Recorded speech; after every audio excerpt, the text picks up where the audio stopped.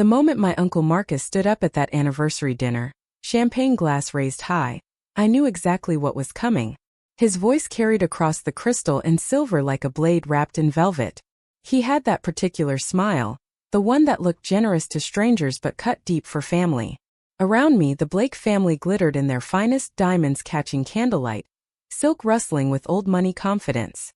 And there I sat in my department store dress, the only one without a second home or a European car parked outside.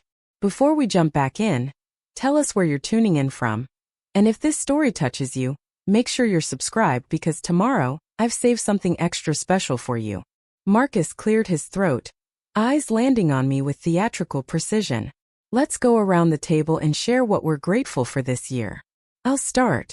I'm grateful for another record-breaking quarter at Blake Industries. Brandon here just closed the Singapore deal. Diane's charity gala raised $2 million. Everyone at this table has contributed something extraordinary to our family legacy. He paused, let the silence stretch like a rubber band about to snap. Well, almost everyone. Some of us are still finding our way. The room swallowed its collective breath. My mother's hand froze halfway to her wine glass. Brandon smirked into his napkin. Natalie studied her perfectly manicured nails. And me? I just smiled. That small, quiet smile I'd learned from my grandfather William, the one that said more than words ever could. Because at that exact moment my phone buzzed in my clutch. A single notification that would rewrite everything Marcus thought he knew about power, about wealth, about which Blake really mattered. But I didn't check it. Not yet. I let Marcus finish his speech. Let him bask in his moment of superiority. Let him believe just a little longer that he'd won. I learned a long time ago that silence can be the most devastating response to cruelty. My grandfather William taught me that. He used to say that people who need to announce their importance are usually the ones least secure in it. Real power, Tori, he'd whisper to me when I was young. Real power is so quiet you don't hear it coming until it's already changed everything. I thought about those words as Marcus finally sat down, looking pleased with himself, as if he'd just delivered some profound wisdom instead of a thinly veiled insult. The anniversary dinner continued around me like a performance I was no longer part of. Servers glided between chairs with plates that cost more than my monthly rent. Conversations bubbled up about vacation homes in Aspen, about art acquisitions, about the kind of problems that only exist when you have too much money and too little purpose. My cousin Brandon leaned back in his chair, swirling his scotch with the confidence of someone who'd never been told no in his entire life. He caught my eye and raised his glass in mock salute. Don't take it personally, Tori. Uncle Marcus just calls it like he sees it. You've always been different from the rest of us. Different. That was the word they'd used my whole life. Different because I chose teaching over finance. Different because I drove a 10-year-old Honda instead of a Mercedes. Different because I'd rather spend my weekends volunteering at the community center than attending country club events. Different because after my father died when I was 12, I'd watched my mother slowly fade into the background of this family, becoming quieter and smaller until she was barely there at all. I'd promised myself I'd never let that happen to me. The Blake family estate in Greenwich stretched across 8 acres of manicured perfection. Every hedge trimmed to geometric precision. Every stone in the driveway placed with intention. The house itself was a monument to excess. All white columns and floor-to-ceiling windows that seemed designed to let everyone see just how much the Blakes had accumulated. Growing up, I'd spent summers here, back when grandfather William was still alive. Back when these halls felt less like a museum and more like a home. He'd been different from the rest of them. Self-made, quiet about his wealth, more interested in teaching me chess than showing off his portfolio. He'd built Blake Industries from nothing, turned a small trading company into an international conglomerate. But somewhere along the way, after he'd handed the reins to his sons, the company had become something else. It had become a measuring stick. A way to rank family members by their net worth and contributions. And by that measure, I'd always come up short. My phone buzzed again in my clutch. I could feel it vibrating against my hip, insistent. But I didn't reach for it. Not while Marcus was watching me with those sharp eyes, waiting to see if his words had landed. Not while the entire table had gone quiet, conversations dying out as everyone processed the awkwardness of what had just happened. Instead, I picked up my water glass and took a slow sip. Let the moment breathe. Let them wonder what I was thinking. Diane, Marcus's wife, attempted to smooth over the tension with the kind of brittle cheerfulness that only made things worse. Well, I think it's wonderful that Victoria has found her passion in education. Not everyone needs to work in the family business. The subtext was clear. Not everyone is capable of working in the family business. My mother finally spoke, her voice barely above a whisper. Victoria has always been very dedicated to her students. It was the most she'd defended me in years. A single sentence that somehow made me feel more alone than Marcus's insult had.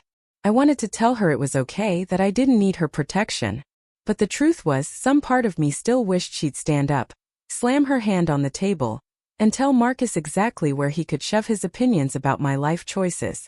That version of my mother had died with my father, though. What remained was this ghost who attended family functions and agreed with whatever kept the peace. Brandon's wife Natalie leaned forward, her diamond necklace catching the light. I think teaching is very noble. How much do teachers make these days? Somewhere around $50,000. It must be challenging to make ends meet on that salary. The sympathy in her voice was worse than outright mockery. I met her eyes steadily. I managed just fine. But surely you must think about your future. Retirement, property ownership, building wealth. Uncle Marcus was just saying last week how important it is for every Blake to secure their financial independence. The irony of a woman who'd never worked a day in her life lecturing me about financial independence wasn't lost on anyone at the table. But this was how they operated. Death by 1,000 cuts. Each comment individually deniable, but collectively devastating. My phone buzzed a third time. Whoever was trying to reach me wasn't giving up. I glanced down at my clutch, just for a second, and caught Brandon watching me. He'd always been observant in the way predators are, constantly scanning for weakness. "You expecting an important call?" he asked, voice dripping with false concern. "Just my banker," I said lightly. "Nothing that can't wait." The table erupted in laughter.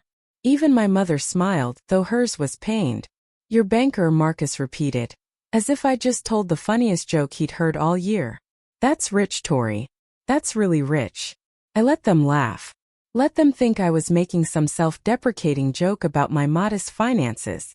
Let them believe they knew everything about my life, my choices, my circumstances. Because the truth was, they knew nothing. They'd stopped paying attention to me years ago. Right around the time they decided I wasn't worth the effort. I'd become invisible to them. Just another disappointing Blake who'd failed to live up to the family's standards. And that invisibility, I was beginning to realize, might have been the greatest gift they'd ever given me.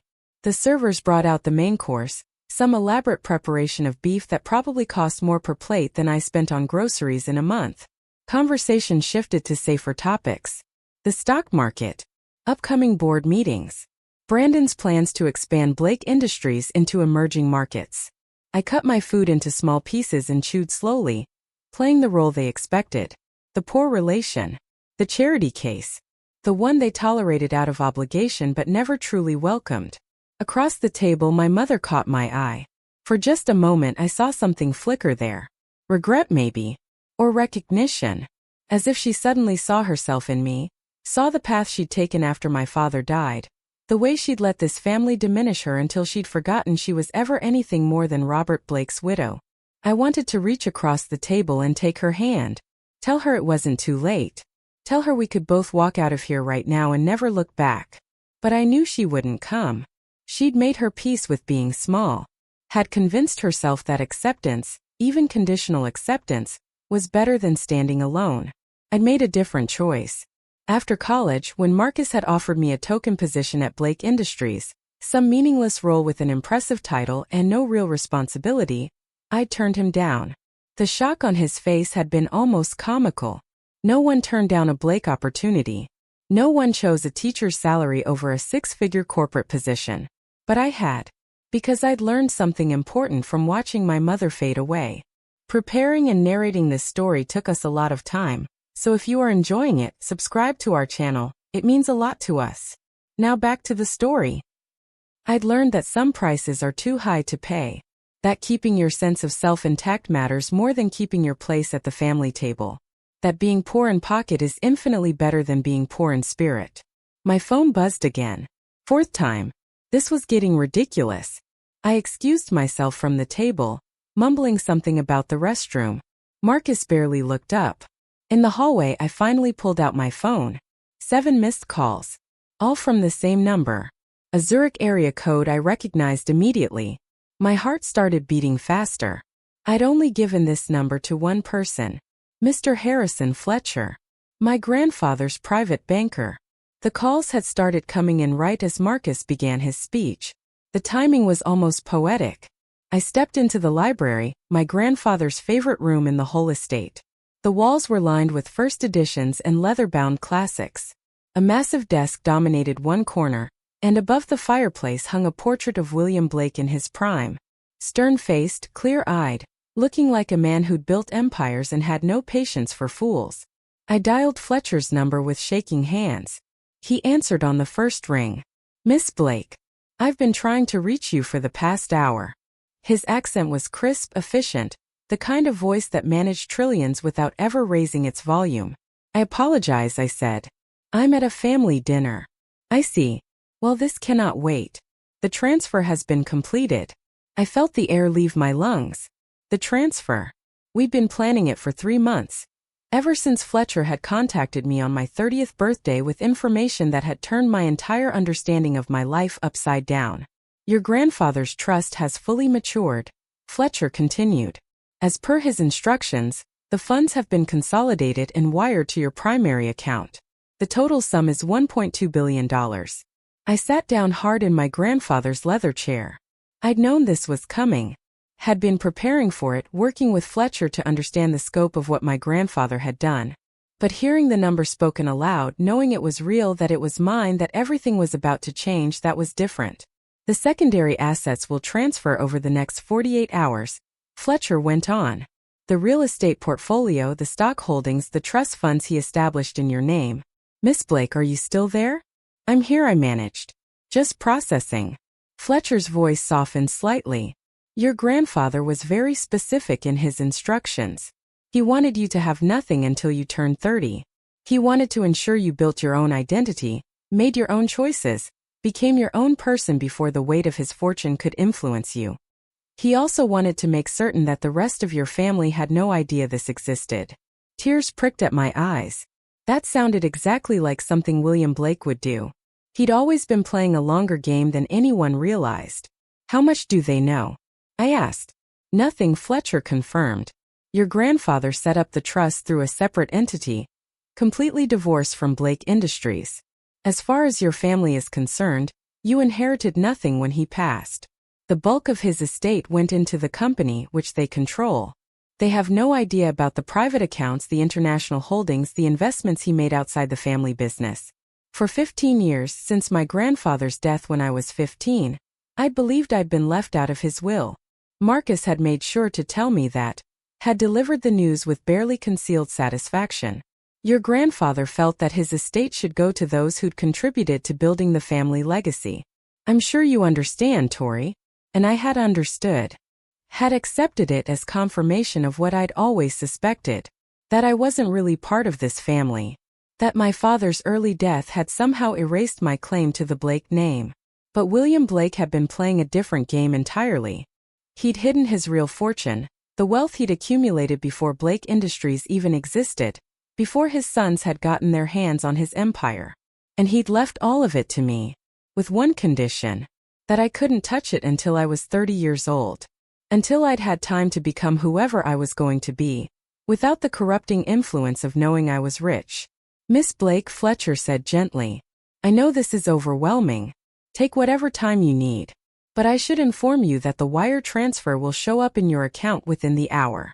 You may want to be somewhere private when you check your balance." I looked up at my grandfather's portrait. His eyes seemed to bore into me, challenging me. "What are you going to do now, Tori? Who are you going to become?" "Thank you, Mr. Fletcher," I said. "I'll call you tomorrow to discuss next steps." "One more thing," he added. "Your grandfather left a letter. It's been in my possession for 15 years. With instructions to deliver it to you once the trust matured. I've just sent it to your email. I'd suggest you read it before you rejoin your family." We ended the call. My hands were trembling so badly I nearly dropped the phone. I opened my email, scrolled past the usual junk, and found Fletcher's message. The subject line simply read, "From William Blake." The attachment took a moment to load. Then my grandfather's handwriting filled the screen, strong and clear despite his age when he'd written it. "My dearest Tori, if you're reading this, I've been gone for 15 years and you've just turned 30. I hope these years have been kind to you. I hope you've found your purpose, your passion, your path. I hope you've become exactly who you were meant to be, without the burden of my money weighing down your choices." The letter went on for pages. He explained how he'd watched his sons, my uncles, become corrupted by wealth. How Marcus in particular had developed a cruel streak, using money as a weapon to control and diminish others. How he'd seen my mother lose herself after my father died. Had watched her become a shadow in the family she'd married into. He wrote about his fears for me, about how he'd seen something special in me, something that reminded him of himself before the money came. A fierce independence, a moral clarity, a refusal to compromise on the things that mattered. "I could have split my fortune equally among my children and grandchildren," he wrote. "But I knew what would happen.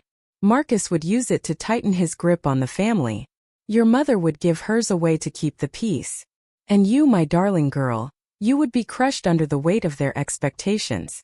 So I made a different choice. I hid the real fortune, the one I built before Blake Industries, before I became the man everyone wanted something from. I invested it carefully, grew it quietly, and put it all in a trust with your name on it. But I made you wait. I made you grow up thinking you had nothing. And I know that was hard. I know Marcus probably lorded it over you. I know the family probably made you feel less than. But I needed you to discover who you were without my money defining you. I needed you to build a life based on your own values, not on the size of your trust fund. Now you have both. You have the person you became, and you have the resources to do whatever you want with that person. The question is, what will you choose?" I wiped tears from my face. The letter continued with practical information, details about the trust structure, advice about managing sudden wealth, warnings about how people would treat me differently once they knew. And then, at the end, one final paragraph that made my breath catch. "By now, Marcus has probably said or done something to make you feel small. That's what he does. He measures everyone by their net worth because that's the only measure he understands. When you walk back into that room, you could tell them everything. You could wave your bank statements in their faces and watch them scramble to apologize. Or you could do what I always did.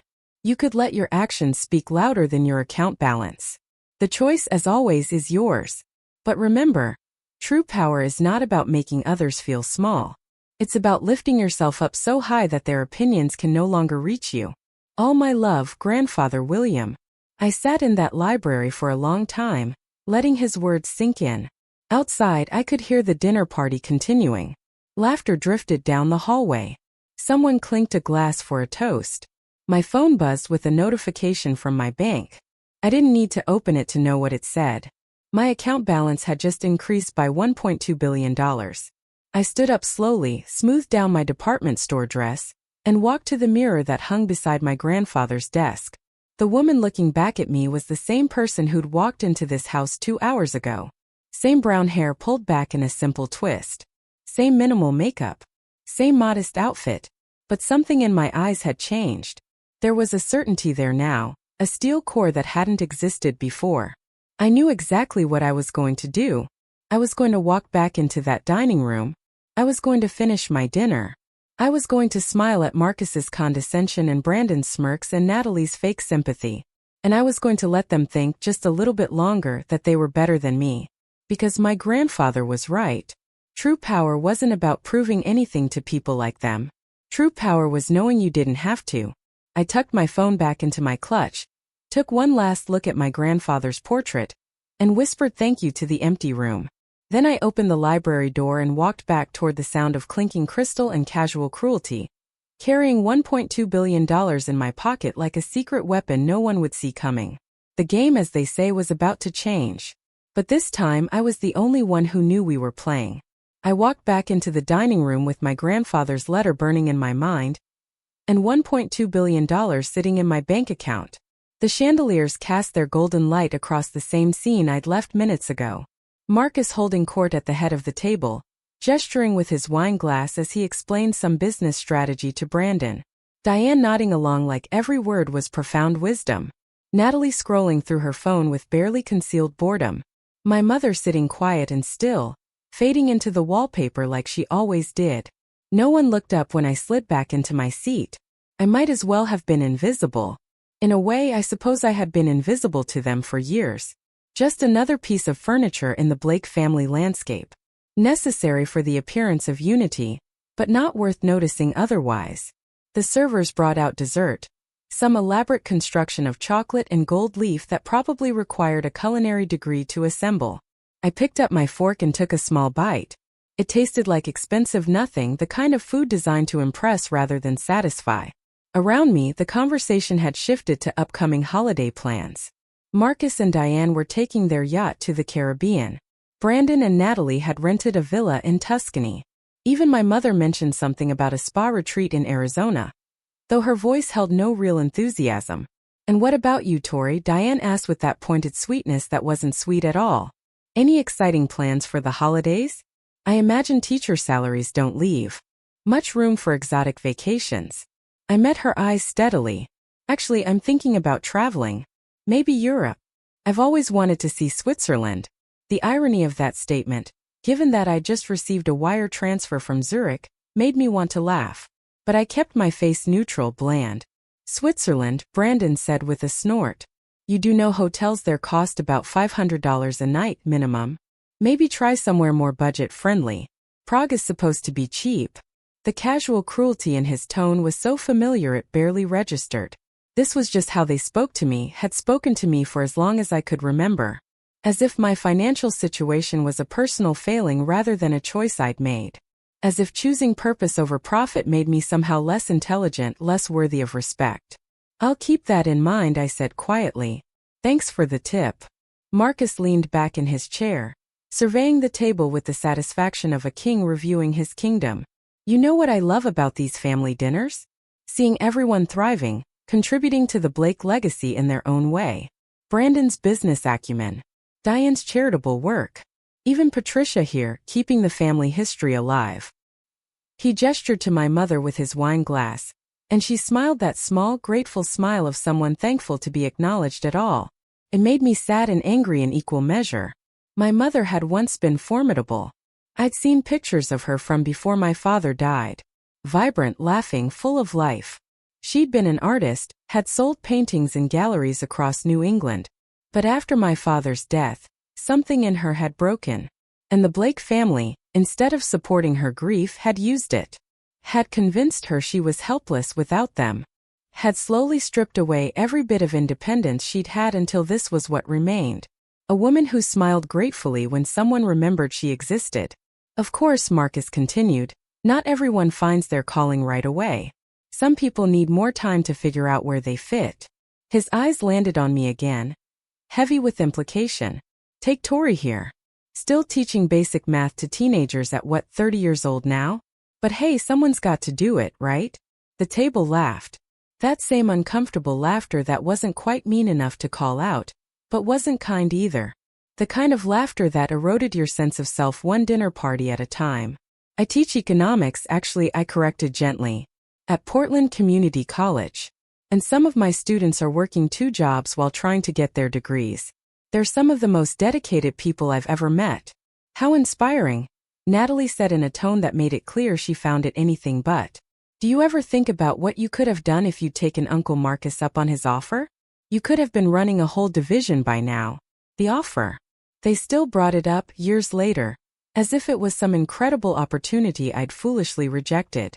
As if a made-up position with no real authority, created solely so Marcus could tell people he'd given his poor niece a job, was something I should have been grateful for. I thought about it, I admitted. And then I chose differently. "But why?" my mother asked, and there was genuine confusion in her voice. "Why would you choose struggle when you could have had security?" "Because security isn't worth much if you lose yourself to get it," I said quietly. The table went silent. It was the most honest thing I'd said all evening, and it hung in the air like an accusation, which I suppose it was. My mother's face flushed. She looked down at her dessert, suddenly very interested in the chocolate ganache. "Well," Marcus said after a long pause, "I suppose we all have different definitions of success. Some of us measure it in impact and legacy. Others measure it in personal satisfaction. Neither is wrong, just different. The condescension in his voice was thick enough to cut. He was giving me an out, a way to interpret my choices as valid in their own small way. How generous of him. How magnanimous. I felt something shift in my chest. A door closing on the part of me that had ever cared what Marcus Blake thought about anything. Thank you for that perspective, Uncle Marcus, I said with a smile that didn't reach my eyes. It's always illuminating to hear how you view the world. He frowned slightly, not quite sure if I just insulted him. Before he could respond, the servers began clearing dessert plates. The dinner was winding down. Soon people would migrate to the parlor for coffee and brandy. The evening would stretch on for another hour or two of polite conversation and casual cruelty before everyone finally went home. My phone buzzed again. I glanced at it under the table. An email from Fletcher with the subject line. Additional assets transferred. Attached was a preliminary list of properties now in my name. A penthouse in Manhattan. A cottage in the Cotswolds. A villa in Lake Como. A ski chalet in Aspen. Real estate my grandfather had acquired over decades, held in trusts with names that meant nothing to anyone but him and his private banker. All of it mine now. All of it completely unknown to the people sitting around this table, measuring their wealth in cars and jewelry and stock portfolios. I thought about my grandfather's letter. About his challenge. What was I going to do with this power? How was I going to use it? The easy path would be to stand up right now, pull out my phone, show them my bank balance and watch their faces crumble. Watch Marcus's superiority drain away. Watch Brandon's smirk disappear. Watch Diane and Natalie stumble over themselves to suddenly be warm and welcoming. It would feel good for about 30 seconds. And then what? Then I'd be just like them. Using money as a weapon. Measuring my worth by the size of my accounts. Letting wealth define who I was and how I moved through the world. My grandfather hadn't spent 15 years hiding his fortune from me, just so I could become another version of Marcus Blake. He'd done it so I could become something better. The question was, what did better look like? I excused myself again, this time genuinely needing air. I walked through the French doors onto the terrace. The November night was cold and clear. Stars visible despite the ambient light from the house. I could hear the Long Island sound in the distance. Waves against the shore in a rhythm that had nothing to do with money or family, or the complicated weight of sudden wealth. My phone rang. Fletcher again. I answered. Miss Blake, I wanted to confirm you received the asset transfer notification. I did, I said. It's a lot to process. Indeed. Your grandfather was a meticulous planner. Every property, every investment, every asset was chosen with great care. He wanted to ensure you had not just wealth but options. The kind of freedom that comes from true financial independence. There was a pause, and then Fletcher continued in a more personal tone. If I may speak candidly, I knew your grandfather for 30 years. He was one of the most principled men I've ever worked with. He despised ostentation and cruelty. He believed wealth was a tool, not an identity. I think he'd want you to know that you don't have to decide everything tonight. You can take your time. Figure out who you want to be now that the circumstances have changed. Thank you, I said softly. That helps. One more thing, Fletcher added. Your grandfather established several charitable trusts in conjunction with your inheritance. Organizations supporting education, women's empowerment, financial literacy. He wanted you to have the option of doing good with this money, of building something meaningful. The boards are waiting for your direction.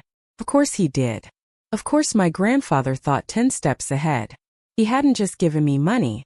He'd given me purpose, direction, a framework for using wealth in ways that mattered. We said our goodbyes and I ended the call. Behind me I heard the terrace door open. I turned, expecting my mother or maybe Diane coming to deliver some additional passive-aggressive comment. Instead, it was Brandon. He walked over to the railing, standing a few feet away from me. For a moment we both just looked out at the darkness. Look, he said finally, I know tonight was rough. Uncle Marcus gets carried away sometimes. He doesn't mean anything by it. I raised an eyebrow. Doesn't he? Brandon shifted uncomfortably. He just worries about you. We all do. Your family. You're supposed to be taken care of. And in his mind that means working for Blake Industries, living in Greenwich, being part of the machine. I turned to face him fully. And what do you think, Brandon? Do you worry about me? He was quiet for a long moment. Then, surprisingly, he said, honestly, sometimes I envy you. The words hung between us like a confession. I blinked, genuinely surprised. You envy me? He laughed. But there was no humor in it. You got out. You chose something real. I'm 32 years old and I've never made a single decision that wasn't about the company, about the family expectations, about maintaining the Blake legacy. Sometimes I wonder what my life would have looked like if I'd had the guts to do what you did. It was the most honest thing Brandon had ever said to me. For a moment I saw past the arrogance and the smirking and the casual cruelty. I saw someone who was just as trapped as my mother, just in a different kind of cage. But then the moment passed. He straightened up, put the mask back on. Anyway, don't take tonight personally. Family dinners are always a little intense. I nodded slowly. Thanks for that, Brandon. He went back inside, leaving me alone with my thoughts and my secrets. I stayed out there for another 10 minutes, letting the cold air clear my head. Inside, I could see everyone gathering in the parlor. Marcus in his leather chair by the fireplace. Diane perched on the sofa. Natalie showing someone something on her phone. My mother sitting slightly apart from everyone, present but not really there. This was my family. Flawed, cruel, broken in ways they didn't even recognize. And somewhere in the past few hours I'd made a decision. I wasn't going to tell them about the money. Not tonight. Maybe not ever. Not because I was ashamed or afraid, but because my grandfather was right. Real power wasn't about proving anything to people who'd already decided what you were worth. I walked back inside and rejoined the group. Marcus was telling a story about some business deal, embellishing his own role in ways that probably departed significantly from reality. I poured myself coffee and sat down, letting the conversation wash over me. At some point, Diane asked about my work again, probably having forgotten she'd already mocked it earlier.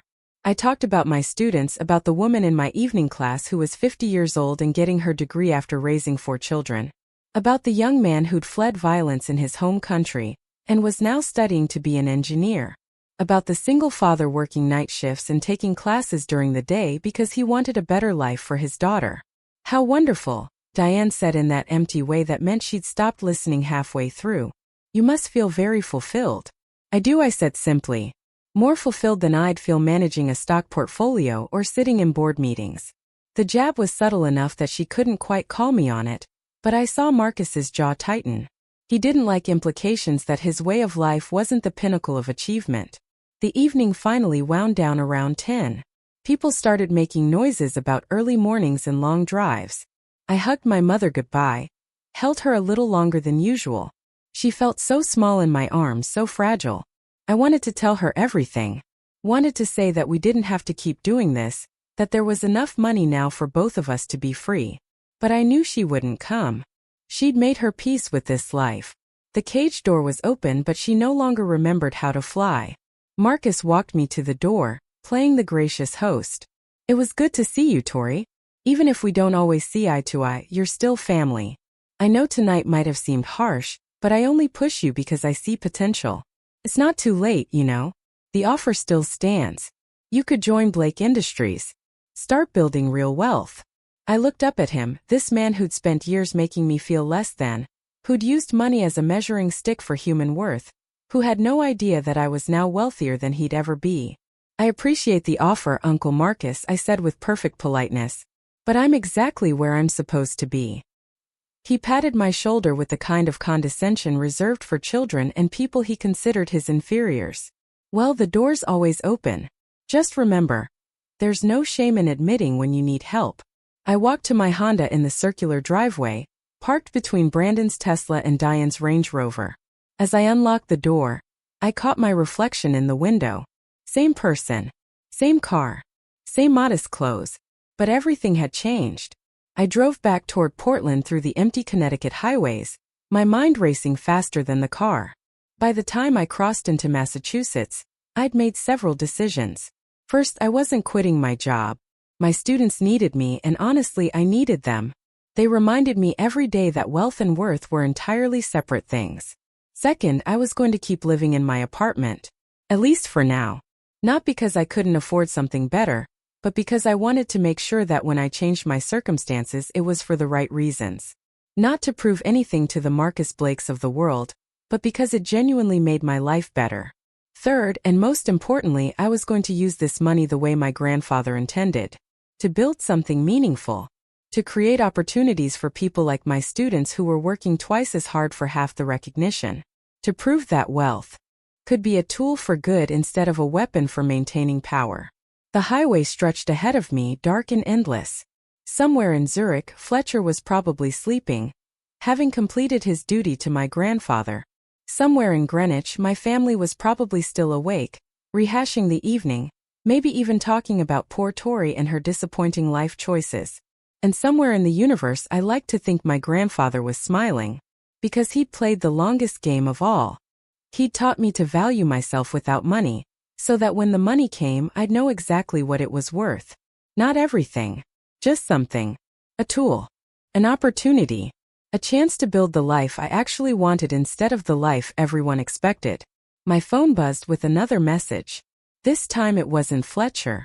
It was an automated notification from my bank. Your account balance has been updated. Current available balance: $1,200,473,612.18. I pulled over at a rest stop and just sat there, staring at the numbers. It was real. All of it was real. I wasn't the poorest Blake anymore. I was the richest one. And absolutely no one knew except me. I started laughing then, sitting alone in my old Honda at a rest stop somewhere on I-95. Laughing until tears ran down my face. Not from joy exactly, though there was some of that. But from the sheer absurdity of it all. From the cosmic joke of Marcus telling me I was the poorest person at that table while my bank account held more money than everyone in that room combined. From the realization that I'd spent years feeling less than, feeling inadequate, feeling like I'd failed somehow by choosing teaching over finance. When all along, my grandfather had been orchestrating this moment. This exact moment of understanding that their opinions had never mattered at all. I wiped my eyes and pulled back onto the highway. Portland was still 3 hours away. I had time to think. Time to plan. Time to figure out exactly what Victoria Blake was going to become now that the game had changed. But one thing I knew for certain. When I walked into my classroom Monday morning, I'd still be Professor Blake. Still wearing my department store clothes. Still driving my 10-year-old Honda. Still helping students figure out compound interest and amortization schedules. Because that's who I'd become in the 15 years since my grandfather died. Someone who measured success not in dollars, but in the light that came into a student's eyes when they finally understood a difficult concept. Someone who knew that real wealth was freedom, purpose, and the ability to sleep at night knowing you hadn't compromised yourself for anyone's approval. The money was just going to make it easier to be that person on a bigger scale. The highway mile markers ticked by. Connecticut gave way to Massachusetts. The night deepened, and I drove forward into whatever came next, carrying my secret like a superpower no one could see. Marcus had been wrong about so many things, but he'd been right about one. This anniversary dinner had been historic. Just not for the reasons he thought.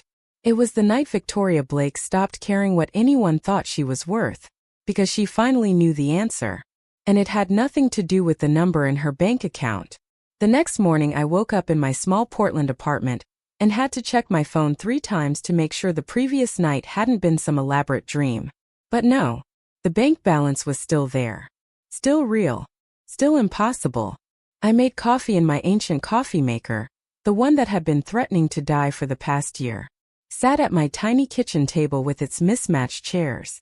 Looked out the window at the gray November morning and the street below where people were heading to work, to school, to whatever their Saturday held. My phone rang. It was my mother. For a moment I considered not answering. I wasn't ready to pretend everything was fine.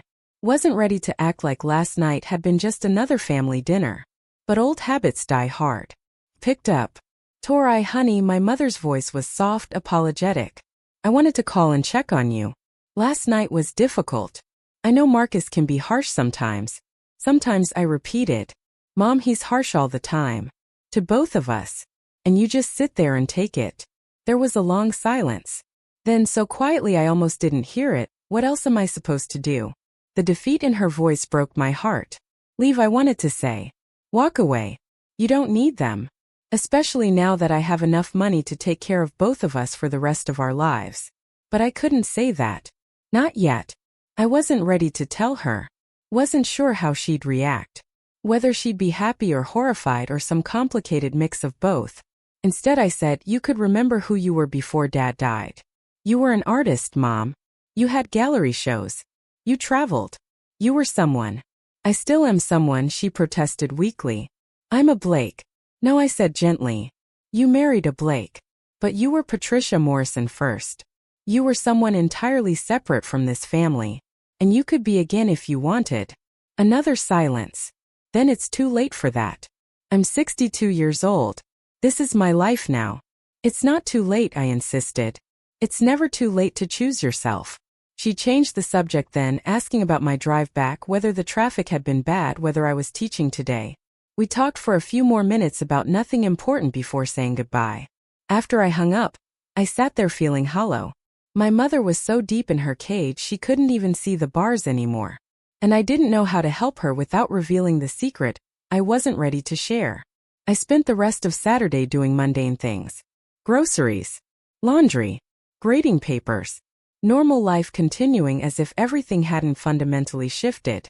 On Sunday I went for a long run, pushing myself until my lungs burned and my legs ached, trying to outrun the strange vertigo of knowing I was a billionaire, while living like someone who budgeted every dollar.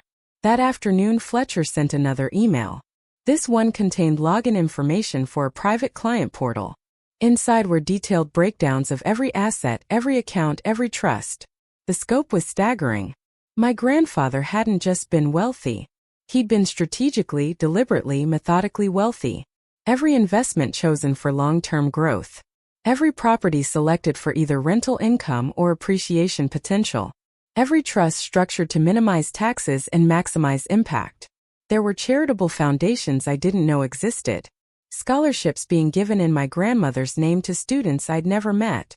Grants supporting causes from environmental conservation to women's business development. My grandfather had been quietly changing the world with his money, and he'd left me the tools to continue that work. I spent hours clicking through documents trying to wrap my head around the responsibility of it all. This wasn't just about me being rich. It was about becoming the steward of a legacy built over decades. By evening I'd made more decisions. I was going to meet with Fletcher in person. Next weekend. Fly to Zurich and spend time understanding every aspect of what I now controlled. I was going to keep my teaching job through the end of the semester. My students deserved continuity. After that, I might consider teaching part-time, which would free up hours to focus on the foundation work. And I was going to wait at least 6 months before telling anyone in my family. I wanted time to adjust. Time to make sure I handled this right.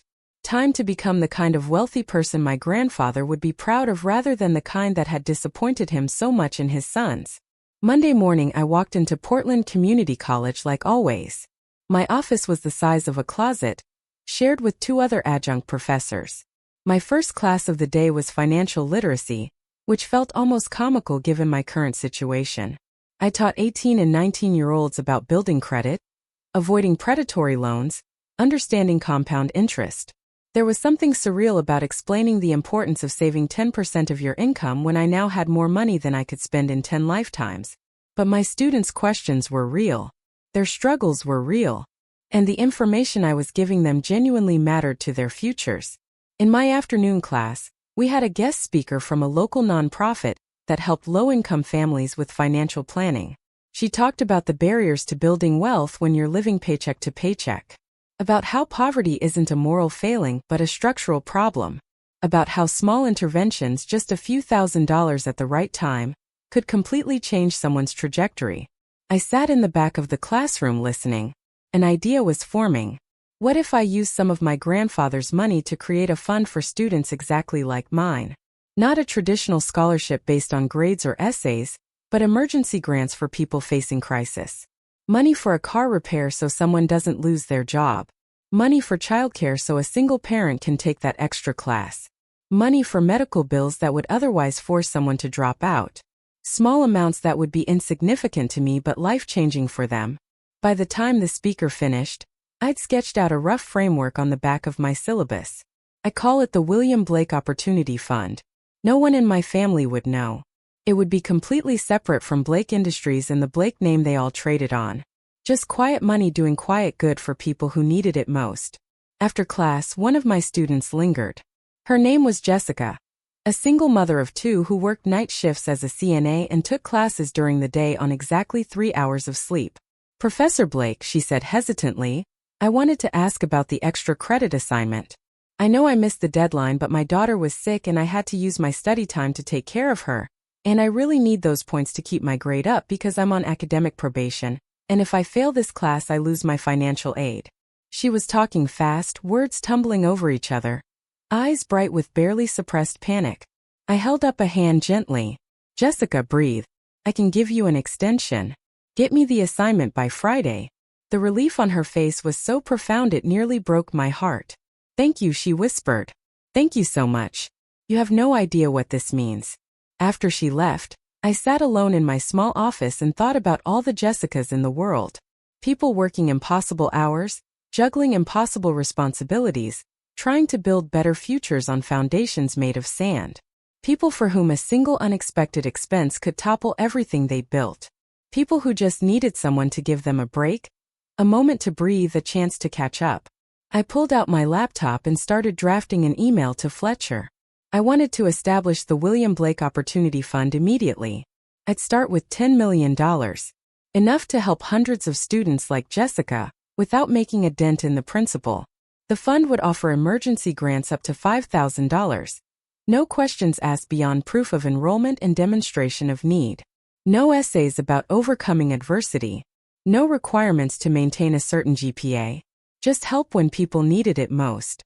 As I typed, I felt something shift inside me. This was what my grandfather had meant. This was the point of all of it. Not the houses or the cars or the ability to prove Marcus wrong, but the chance to be the person who caught someone before they fell. The person who said yes when everyone else said no. The person who understood that luck and circumstance played a bigger role in success than most wealthy people wanted to admit. I hit send on the email to Fletcher and leaned back in my chair. Outside my tiny office window, students crossed the quad in the fading afternoon light. Most of them worked at least one job. Many worked 2 or 3. They were exhausted, stressed, carrying weight that should never rest on such young shoulders. And soon, without knowing where it came from, some of them would receive help.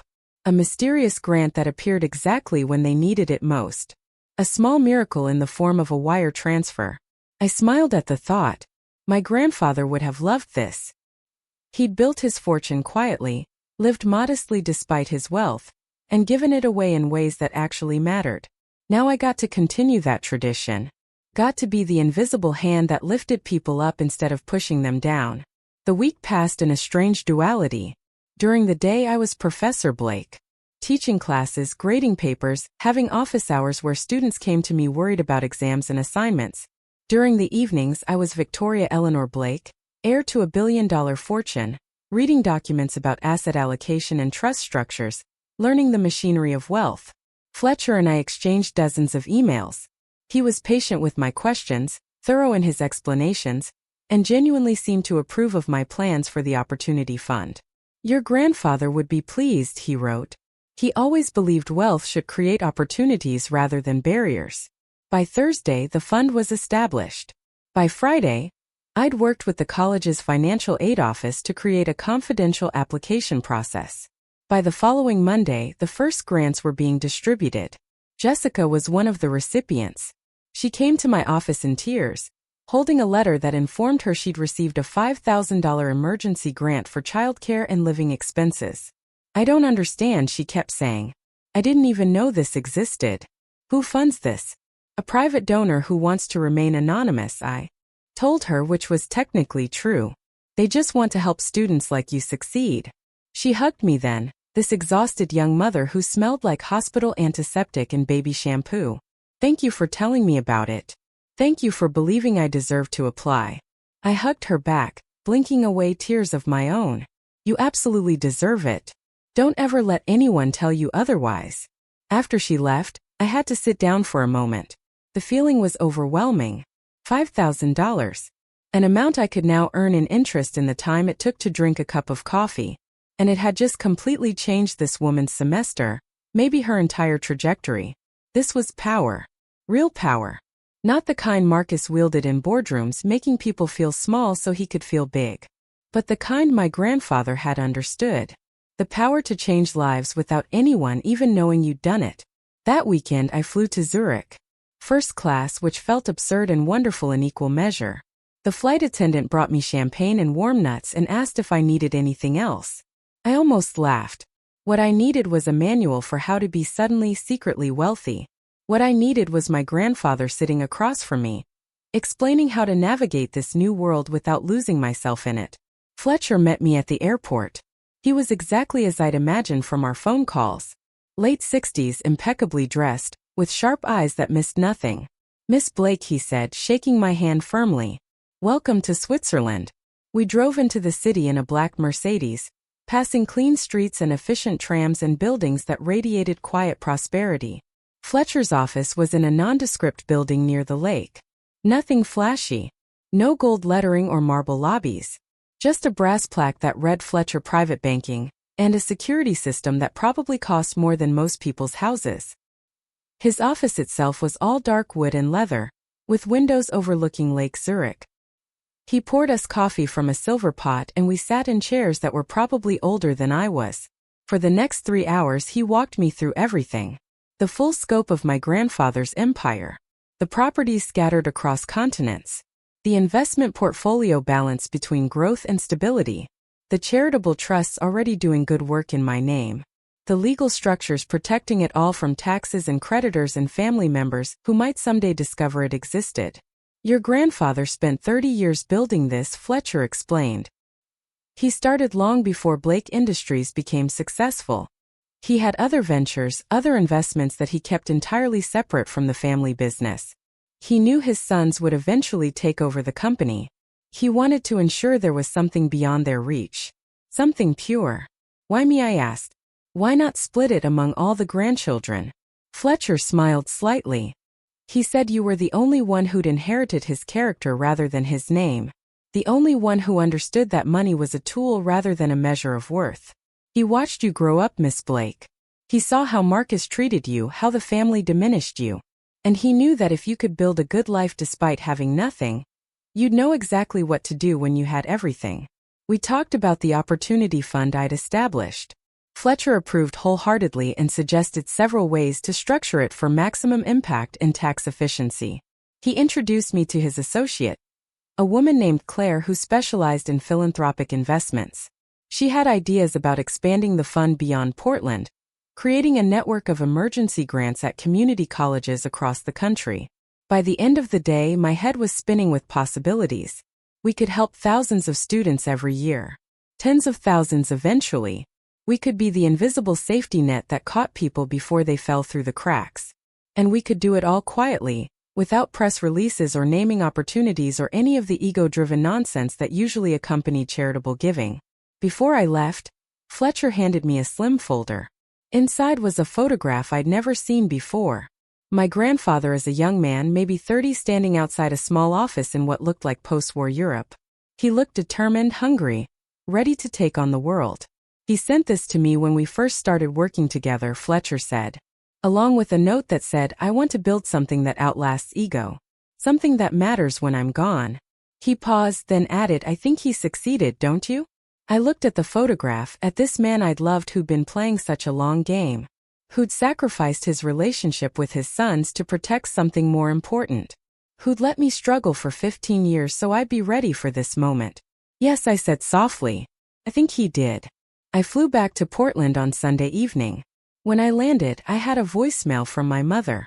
Her voice sounded strained. "Tori, honey, can you call me when you get this? It's important." I called from the airport, sudden worry flooding through me. "Mom, what's wrong? Is everything okay?" There was a long pause. Then, "I need to ask you something and I need you to be honest with me." Another pause. "Did Grandfather William leave you anything? Did he have money we didn't know about?" My heart stopped. "How did you find out?" I asked carefully. "I didn't find out anything," she said. "I'm asking because Marcus came to visit me yesterday, and he was asking strange questions about William's estate. About whether I knew if William had other accounts, other assets beyond what went into the company. He seemed almost paranoid about it. I gripped the phone tighter. What did you tell him? I told him I didn't know anything, which is true. But then I started thinking about you. About how calm you've been lately. How you didn't seem bothered by anything Marcus said at dinner. And I remembered something your grandfather once told me right before he died. He said he was going to make sure you were taken care of.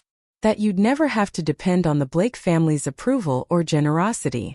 I didn't know what he meant at the time. But now I'm wondering.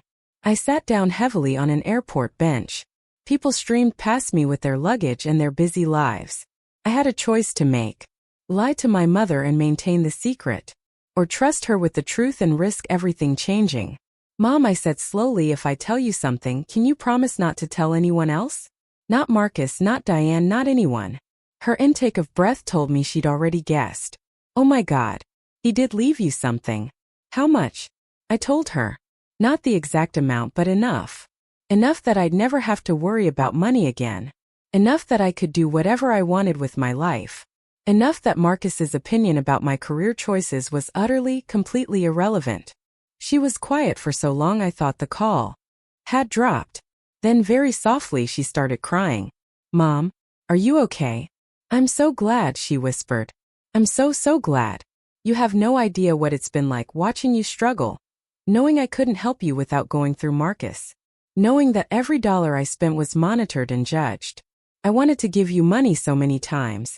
For your apartment, for your car, for anything. But I couldn't without him knowing. And now you don't need it. Now you're free. The word hung between us. Free. That's what this was, I realized. Not wealth exactly, though it was that too. But freedom. Freedom from judgment, from dependency, from the constant weight of other people's expectations. Why didn't you tell me? She asked. I needed time to adjust, I admitted. To figure out who I was going to be now that everything had changed. And honestly, I wasn't sure how you'd react. If you'd want me to share it with the family or use it to buy my way back into their good graces. Never, she said fiercely, with more emotion than I'd heard from her in years. Don't you dare give them a single cent. They don't deserve it. They've spent years making you feel less than. Let them keep thinking whatever they want to think. There was my mother. The one I remembered from childhood. Strong, certain, protective. She'd been hiding under layers of grief and compliance, but she was still there. I won't, I promised. This is mine. Grandfather William made sure of it. Good, she said. Then, hesitantly, can I ask what you're going to do with it? I told her about the Opportunity Fund. About helping students like Jessica. About the plans to expand it across the country. About wanting to use this wealth the way Grandfather William would have wanted, to create opportunities rather than to showcase status. I could hear the smile in her voice when she spoke again. He chose exactly the right person. You know that, don't you? You're the only one of us who deserved this. We talked for another hour. About my grandfather, about his disappointment in his sons, about the careful planning that had gone into hiding this fortune for decades. About what it meant that Marcus was now asking questions. My mother thought he'd somehow heard rumors. Maybe from someone at Blake Industries who'd noticed irregularities in old financial statements. But she didn't think he knew anything concrete. Not yet. Be careful, she warned before we hung up. Marcus doesn't like mysteries. And he really doesn't like the idea that someone in the family might have resources he can't control. I promised to be cautious. After we said goodbye, I sat in that airport for another 20 minutes processing everything. My mother knew. That changed things. But maybe it changed them for the better. Maybe she needed to know that escape was possible. Even if she wasn't ready to take it herself. The next few weeks settled into a new rhythm. Teaching during the day. Managing my growing wealth in the evenings. The Opportunity Fund was already making a difference. I heard stories from the financial aid office about students who'd been on the verge of dropping out, who'd received grants that let them continue. A single father who could finally afford car repairs. A woman who could pay for her daughter's medical expenses without choosing between that and tuition. A young man who could quit one of his 3 jobs and actually have time to study. Each story felt like a small victory. Like proof that my grandfather's long game had been worth it. In early December, Marcus called me. Not my mother, me directly. Which was unusual enough to set off alarm bells. Victoria, His voice was friendly, but I could hear the calculation underneath. I wanted to catch up with you. See how you're doing. Maybe take you to lunch when you're next in Connecticut. I'm pretty busy with end-of-semester stuff, I said carefully. Maybe after the holidays? He pressed. I was hoping sooner. There are some family matters I'd like to discuss with you. Family financial matters. My stomach tightened. What kind of financial matters? Just some irregularities I've noticed in old estate documents, he said smoothly. Nothing to worry about. But I'm trying to get a complete picture of Grandfather William's holdings, and I thought you might have some insights. I don't know anything about his holdings, I said truthfully. He didn't discuss financial matters with me. There was a pause. Then did he leave you anything, Tori? Anything at all that maybe wasn't processed through the main estate? The question hung in the air like a trap. I thought about lying. But I'd never been good at it, and Marcus was skilled at detecting deception. Why would he have done that? I asked instead. You told me years ago that his estate went entirely to Blake Industries. That I inherited nothing because I hadn't contributed to the family legacy. Remember? Another pause. Yes, well, I'm beginning to think there might have been assets we weren't aware of. Private accounts, perhaps. Or trusts established under different names. If you know anything about that, now would be the time to say so. I felt a chill run down my spine.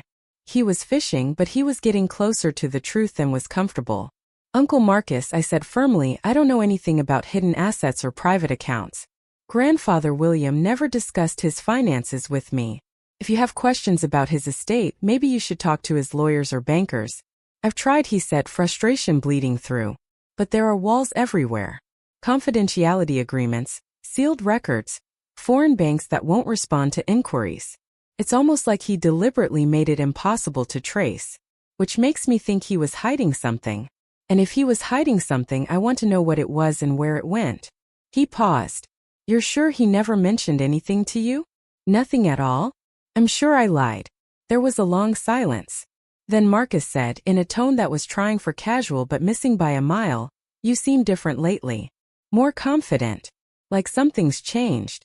Have you come into money somehow? I teach at a community college, Uncle Marcus. Where exactly would I have come into money? He laughed, but it was forced. Of course. Silly question. It's just that your mother mentioned you were talking about traveling, and I thought perhaps you'd gotten a raise or a better job offer. Just a cost of living adjustment, I said. Nothing dramatic. We ended the call shortly after, but my hands were shaking. Marcus was suspicious. And a suspicious Marcus was a dangerous thing. He'd built his career on uncovering information other people wanted hidden. He wouldn't stop digging until he found something. I called Fletcher immediately. He listened to my summary of the conversation without interrupting. When I finished, he was quiet for a moment. Then he said, your grandfather anticipated this. The entire structure was designed to be impenetrable from the outside. Marcus can dig all he wants. He'll find nothing that connects you to these assets. Everything is held through trusts with different names, managed by foreign banks with strict privacy laws. Unless you choose to reveal it, he'll never know. But what if he confronts me directly? What if he accuses me of hiding something? Then you tell him the truth, Fletcher said calmly. That your grandfather's financial affairs are none of your business or his. That if William Blake wanted certain information kept private, that was his right. And that Marcus's obsession with tracking down every last dollar says more about him than it does about you. I felt some of the tension ease from my shoulders. You're right. Of course you're right. Miss Blake, Fletcher continued, your grandfather dealt with people like Marcus his entire life. People who believed money was the only thing that mattered, who measured every relationship by what they could extract from it. He knew exactly how they thought. And he knew how to stay 10 steps ahead of them. Trust in the system he built. Trust in the protections he put in place. And most importantly, trust in your own right to privacy. What William Blake chose to do with his money is no one's concern but his and yours. We talked for a few more minutes about additional security measures. Ways to ensure that even if Marcus somehow found a thread to pull, it wouldn't unravel anything important. By the time we hung up, I felt steadier. But I also knew something had shifted. The secret wouldn't stay secret forever. Not with Marcus actively looking for answers. The question was, when it finally came out, what would I do? How would I handle the inevitable confrontation? Finals week arrived with its usual chaos. Students stressed about exams, desperate for grade calculations, pleading for extensions and extra credit opportunities. I stayed late every night, holding review sessions and office hours, trying to help as many people as possible succeed. Jessica came by on the last day of classes. She brought me a card, handmade by her daughters. It had a drawing of a superhero with a cape, and the words "Thank you, Professor Blake, for saving our mommy." "I'm not a superhero," I told her, though my eyes were definitely watering. "Yes, you are," she insisted. "That grant changed everything. I can take day classes next semester instead of just squeezing them between shifts. I can actually sleep sometimes. My kids can have a normal schedule. You saved us." After she left, I sat in my office and cried. Not sad tears, but overwhelmed ones. This was why my grandfather had done it. Not so I could buy expensive things or live in a mansion or prove Marcus wrong, but so I could be the person who changed Jessica's life. So I could catch people when they fell. So I could use wealth as a tool for good instead of a weapon for control. The semester ended. I submitted my grades and cleaned out my office for winter break. As I was packing up my things, my phone buzzed with a text from Brandon. "Family dinner at the estate on Christmas Eve. Hope you can make it. Should be interesting this year." The word interesting felt loaded. I texted back asking what he meant. He responded immediately. "Uncle Marcus has been acting weird. Obsessed with some financial mystery. Think he's going to make a big announcement or something." My stomach dropped. This was it. Marcus had found something, or thought he had. And he was planning to confront everyone at Christmas. I should have felt panicked. Should have been scrambling to figure out my response, my strategy, my defense. Instead, I felt something else entirely. Calm. Certainty. Readiness. My grandfather had prepared for this moment. Had built protections that couldn't be breached. Had given me not just wealth but the confidence that came with knowing I didn't need anyone's approval or understanding. If Marcus wanted to make Christmas Eve dramatic, fine. Let him try. I texted Brandon back. "I'll be there. Wouldn't miss it for the world." Then I called Fletcher one last time before the holidays. "I think it's about to happen," I told him. "I think Marcus is going to confront me at Christmas. Are you ready?" he asked. I thought about my grandfather's letter. About his challenge to let my actions speak louder than my account balance. About the choice between proving myself to people like Marcus or simply living well without needing their validation. "I'm ready," I said. "Whatever happens, I'm ready." "Good," Fletcher replied. "Then remember what your grandfather taught you. Real power doesn't announce itself. Simply is." We said our goodbyes and I drove home through the gray Portland December. My apartment felt smaller than ever, but also exactly right. This was the life I'd built with nothing. These were the choices I'd made when I thought I had no safety net. This was who Victoria Blake really was, stripped of family expectations and financial anxiety. And that person, I realized, was someone I actually liked. Someone my grandfather would have been proud of. Someone who didn't need $1 billion to prove her worth, but who could use $1 billion to prove what really mattered. Christmas Eve was in 2 weeks. I had time to prepare. Time to decide exactly how I wanted to handle whatever Marcus had planned. Time to figure out who I was going to be when the secret finally came out. But one thing I knew for certain. I wasn't the same person who'd sat at that anniversary dinner and let Marcus make me feel small. That Victoria was gone. The new one, the one my grandfather had been preparing for 15 years, was ready to emerge. And Marcus Blake had no idea what was coming. Christmas Eve arrived with unseasonable warmth, as if even the weather knew something significant was about to happen. I drove from Portland to Greenwich in my Honda, which now felt less like a symbol of my modest circumstances and more like a choice I'd made deliberately. The car ran fine. It got me where I needed to go. The fact that I could now afford to replace it with something that cost more than most people's houses was irrelevant. The Blake estate was decorated within an inch of its life. White lights wrapped around every tree and column. Wreaths on every door.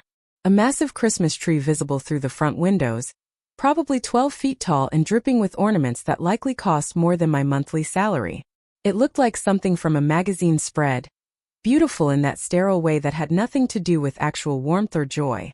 I parked between Brandon's Tesla and a Bentley I didn't recognize, probably belonged to some business associate Marcus had invited to witness whatever spectacle he had planned. As I walked to the door, I caught my reflection in one of the windows. I dressed carefully tonight. Not in designer clothes or obvious wealth, but in a simple black dress that fit well and made me feel confident. My grandmother's pearls at my throat, the only jewelry she'd left me before she died. Back when I thought that was all I'd ever inherit from this family. Diane answered the door with a smile that didn't reach her eyes. Victoria, how lovely you could join us. Everyone's in the main salon. I followed her through the familiar halls, my heels clicking on marble floors. Voices drifted from the salon, that particular pitch of conversation that happens when people are drinking expensive wine and pretending to enjoy each other's company. The room fell briefly quiet when I entered. Marcus stood by the fireplace, looking like the lord of the manor in a burgundy smoking jacket that probably cost $5,000. Brandon sat on one of the leather sofas with Natalie, both of them watching me with curious expressions. My mother perched in a corner chair, wine glass clutched tightly, eyes darting between me and Marcus like she was watching a tennis match. And seated in the chair that had been my grandfather's favorite, looking completely out of place, was a man I didn't recognize. Late 50s, gray suit, briefcase at his feet. Tori, Marcus said with exaggerated warmth. So glad you could make it. Come in, come in. Can I get you a drink? Just water, I said. I had a feeling I wanted to stay completely clear-headed for whatever was coming. Marcus raised an eyebrow but gestured to one of the servers hovering near the bar. Water for my niece. Always so sensible, our Tori. The words hung in the air with that same condescending tone he always used. But tonight, instead of making me feel small, they just felt tired. Predictable. Like watching an actor deliver the same lines in the same way, never realizing the performance had gotten stale. I took my water and sat in a chair near my mother. She reached over and squeezed my hand briefly, a gesture of support that told me she was worried about what was coming. Marcus cleared his throat. Now that we're all here, I thought we could take a moment before dinner to discuss some family business. He gestured to the man in my grandfather's chair. This is Gerald Hutchins, a forensic accountant I've had working on something rather interesting for the past few months. Gerald stood and gave a tight nod. He had the uncomfortable look of someone who'd been hired to do a job and was now regretting accepting it. A forensic accountant, Brandon said, leaning forward with interest. Uncle Marcus, what's this about? Marcus took a sip of his scotch, drawing out the moment. Well, as you all know, our grandfather William Blake was a brilliant businessman. He built Blake Industries from nothing and left us a legacy we've all worked hard to maintain and grow. Brandon and I have tripled the company's value in the 15 years since his death. Diane's charitable work has enhanced our reputation in the community. We've all contributed to keeping the Blake name synonymous with success. He paused, looking directly at me. All of us who chose to participate in the family business, that is. I met his gaze steadily, refusing to react. Go on, Uncle Marcus. I'm sure this story goes somewhere. His jaw tightened at my tone. Indeed it does. You see, several months ago, I was reviewing some old estate documents and I noticed something peculiar. The total value of Grandfather William's estate as it was distributed to Blake Industries and various family trusts didn't quite match up with the company's financial records from the years before his death. He pulled out a folder from beside his chair and opened it with theatrical precision. According to our internal records, the company was worth approximately $800 million when Grandfather died. Yet only $600 million was accounted for in the estate distribution, which left me wondering, where did the other $200 million go? The room was silent except for the crackling of the fire. I could feel everyone's eyes on me, though I had no idea why they'd assume I had anything to do with this. Unless Marcus had already decided I was guilty of something and was building his case backward. Gerald the accountant shifted uncomfortably. With Mr. Blake's permission, I began investigating. Following paper trails, examining old bank records, reaching out to financial institutions around the world. And what I discovered was quite remarkable. Marcus smiled, the expression predatory. It turns out that our grandfather had an entire separate fortune that none of us knew about. Accounts in Switzerland, holdings in various countries, investments completely divorced from Blake Industries. A fortune that he'd been building since before the company even existed. The room erupted. Brandon stood up. What? How is that possible? Diane's face had gone pale. Where is this money now? My mother said nothing. but I could feel her hand trembling where it still rested near mine. Marcus held up a hand for silence. That's the question, isn't it? Where did it go? Because as far as Gerald and I can determine, this fortune, which we estimate to have been worth at least $1 billion at the time of grandfather's death, simply vanished. Transferred to accounts we can't access, held in trusts with names we don't recognize, hidden behind privacy laws in countries that won't cooperate with our inquiries. He let that sink in before continuing. Now I've spent months trying to figure out who benefited from this hidden fortune. Who my grandfather trusted enough to leave it to. Who he thought deserved his private wealth while the rest of us got stuck with just the company. His eyes locked on mine. And I keep coming back to one person. The person he spent the most time with. The person he seemed to favor despite her complete lack of contribution to the family business. The person who's been acting strangely confident lately, talking about travel and seeming unbothered by her financial circumstances. I felt the weight of every gaze in the room shift to me. Brandon's mouth had fallen open slightly. Natalie was staring at me like I'd suddenly grown a second head. Diane looked furious. My mother's hand found mine again and squeezed hard. You think grandfather left me money, I said calmly. $1 billion worth. Marcus set down his glass with deliberate precision. I don't think Tori. I know. Gerald here has traced multiple transfers from William Blake's private accounts to a trust established in the name of Victoria Eleanor Blake. Your full name. A trust that matured on your 30th birthday, which was, if I recall correctly, just a few months ago. The silence that followed was deafening. I could hear my own heartbeat, could feel my mother's hand shaking in mine, could sense the walls closing in as everyone waited for my response. This was the moment. The moment I'd been preparing for since that night at the anniversary dinner.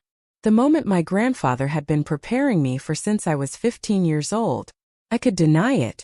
Could lie and claim ignorance and force Marcus to prove something he'd never be able to prove completely. Could maintain the secret and go back to my quiet life, with everyone suspicious but no one certain. Or I could do what my grandfather had taught me. I could stand in my truth without apology or justification. Could refuse to let Marcus frame this narrative in a way that made me look guilty of something. Could take control of this moment instead of letting him orchestrate it. I took a sip of water, set the glass down carefully, and looked Marcus directly in the eye. You're right, I said quietly. The room exploded. Brandon jumped to his feet.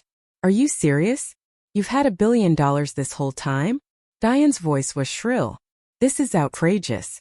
That money should have gone to the family, to the company. How dare William cut us out like that? Natalie just stared at me with her mouth open, clearly recalculating every interaction we'd ever had. And Marcus looked triumphant. Like he'd just won a game he'd been playing since before I even knew we were competing. I held up a hand, surprised when everyone actually quieted down. Let me be very clear about something. This money was never yours to begin with. Grandfather William made his fortune independently, long before Blake Industries became successful. He was under no obligation to leave any of it to the company or to any of you. But we're family, Diane protested. He should have divided it among all of us. Why you? Why should you get everything when you've contributed nothing? I felt something cold settle in my chest. There it was. The thing they'd been saying in 1,000 small ways for years, finally stated outright. That I was worth less because I'd chosen differently. That contribution only counted if it was the kind they valued. I stood up slowly, letting my 5'4" frame carry all the dignity my grandfather had spent years teaching me to embody. You want to know why me? I'll tell you exactly why. Because grandfather William watched what this family did to people. He watched Marcus use money as a weapon to control everyone around him. He watched his sons turn his company into an empire built on making people feel small. He watched my mother lose herself trying to fit into a family that only valued her as an accessory to my father's name. My voice was steady, clear, carrying across the silent room. He watched me grow up being told I wasn't good enough, wasn't ambitious enough, wasn't Blake enough. And he made a choice. He chose to give his private fortune to the one person in this family who'd proven they didn't need money to know their own worth. The one person who'd built a life based on purpose rather than profit.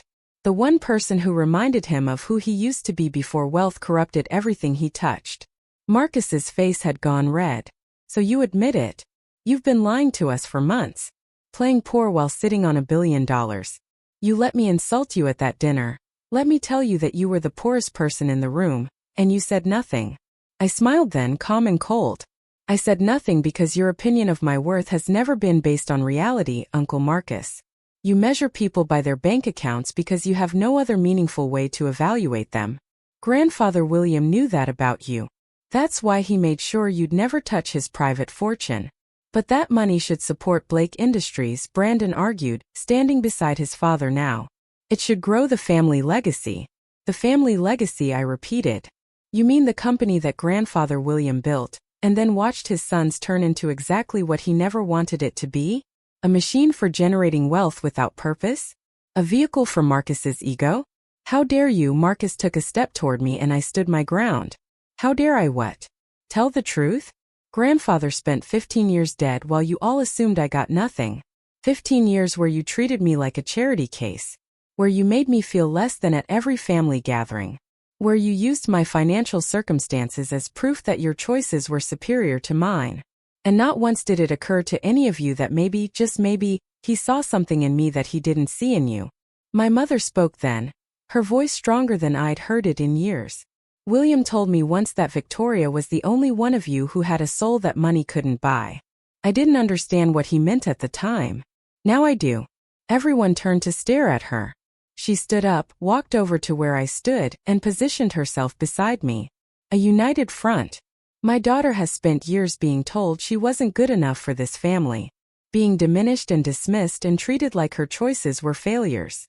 And she took it with grace while building a life that actually matters. Teaching students who need her. Making a real difference in real people's lives. So if William chose to leave his fortune to her, I say he chose exactly right. The pride in her voice brought tears to my eyes. This was the mother I remembered. The one who'd been buried under years of grief and compliance but was still there. Still fierce when it mattered. Diane found her voice again. This is absurd. We should contest this. There must be grounds to challenge the trust, to claim undue influence or mental incompetence. I looked at Gerald the accountant, who'd been silent through all of this. He cleared his throat uncomfortably. Actually, I reviewed the trust documents thoroughly. They're ironclad. Established 30 years ago when William Blake was in perfect health and sound mind. Multiple lawyers were involved. Everything was done properly and legally. There's no grounds for a challenge. Then we'll cut her off, Marcus said flatly. From the family. She's clearly not a true Blake if she can sit on that kind of wealth while watching the rest of us work to maintain the family business. I felt something break loose in my chest. Not pain exactly, but release. Go ahead, I said quietly. Cut me off. Disinherit me from a family I was never really part of anyway. Strike my name from whatever Blake registry you keep in your head. It won't change anything about my life, except that I won't have to pretend to enjoy these dinners anymore. You ungrateful little thing, Diane hissed. After everything this family has done for you. I laughed then, couldn't help it. Done for me? What exactly have you done for me, Aunt Diane? Besides make passive-aggressive comments about my salary and my life choices? Besides treat me like a disappointing obligation at every family gathering? Please enlighten me about all the support and generosity I've received from the Blake family. She had no answer. None of them did. Because the truth was they'd done nothing for me except make me feel inadequate. And now that I didn't need them, didn't need their approval or their conditional acceptance, they had no power left. Brandon tried a different approach. Look, Tori, maybe we got off on the wrong foot here. That money could do a lot of good if it was invested back into Blake Industries. We could expand, create jobs, build something grandfather would be proud of. You'd be helping hundreds of people, not just yourself. I turned to him. You want to know what I'm doing with the money, Brandon? I've established an emergency fund for community college students. Single parents. Trying to get degrees. People working multiple jobs while taking classes. People who need just a little help to keep going. Last month alone, we helped 83 students stay in school who otherwise would have had to drop out. That's what I'm doing with grandfather's money. Using it exactly the way he would have wanted. The room went silent again. Even Marcus seemed momentarily at a loss for words. That's very noble, he finally said, the word dripping with sarcasm. But it doesn't change the fact that you deceived this family. That you sat at our table and let us believe you were struggling while you had more money than all of us combined. I didn't deceive anyone, I corrected. I just didn't volunteer information about my private financial affairs. The same way I'm sure you don't tell me every detail about your investment portfolio or your bank balances. My inheritance from Grandfather William is my business. Not yours. Not the family's. Mine. Marcus moved closer, his face twisted with anger. You are exactly like him, you know that? Sanctimonious. Self-righteous. Acting like you're better than everyone else because you've decided money doesn't matter. But you know what? You're a hypocrite. You're living off that $1 billion the same as we live off our wealth. You're just pretending you're not. The accusation hit closer than I wanted to admit. There was some truth to it. I was wealthy now, whether I wanted to be or not.